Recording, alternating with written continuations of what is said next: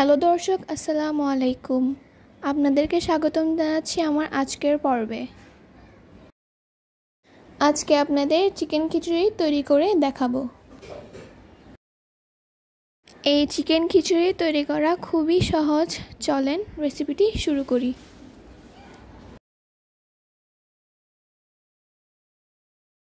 প্রথমে একটি পাত্রে নিয়ে নিচ্ছি পরিমাণ মতো সরিষার তেল।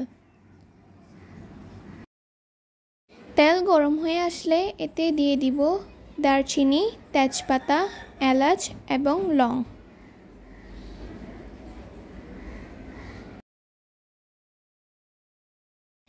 এরপর আমরা দিয়ে নিব কিউব করে কেটে রাখা আদা, দিয়ে দিব রসুন, দিয়ে দিব কুচি করা পেঁয়াজ। এগুলাকে ভালোভাবে নেড়েচেড়ে মিশিয়ে নিব। দিয়ে দিব পরিমাণ মতো লবণ, 1 চামচ হলুদ গুঁড়া,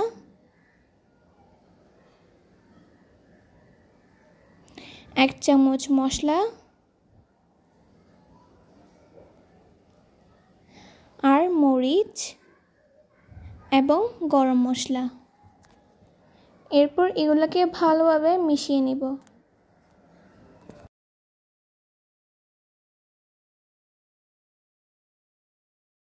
দিয়ে দিব 1 কাপ পরিমাণ পানি, যাতে নিচে মশলাগুলো লেগে না যায়।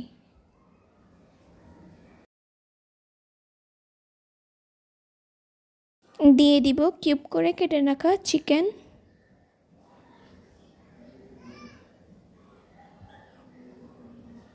এবং এগুলোকে ভালোভাবে মিশিয়ে নিব।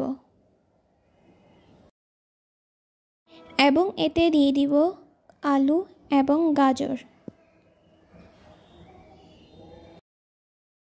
আগে থেকে ভিজিয়ে রাখা মুগ ডাল এবং মসুর ডালগুলো এগুলোতে দিয়ে দিব এবং এগুলো মিশিয়ে নিব। এখন দিয়ে দিব 2 কাপ পরিমাণ চিনি গুঁড়া চাল এবং এগুলো ভালোভাবে মিশিয়ে নিব। দিয়ে দিলাম 4 থেকে 5টা কাঁচামরিচ। 2 কাপ চালের জন্য দিয়ে দিব 4 কাপ পানি। দিয়ে দিব জিরা গুঁড়া এবং চাট মশলা।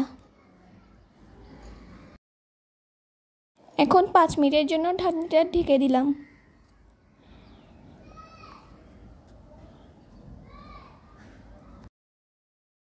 এখন এগুলোকে নেড়েচেড়ে মিশিয়ে নিব। ঢাকনাটি তুলে নিলাম। দেখেন আমাদের খিচুড়ি হয়ে গেছে। এতে এখন দিয়ে দিব 1 চামচ পরিমাণ ঘি। আমি এখন পরিবেশন করে নিচ্ছি।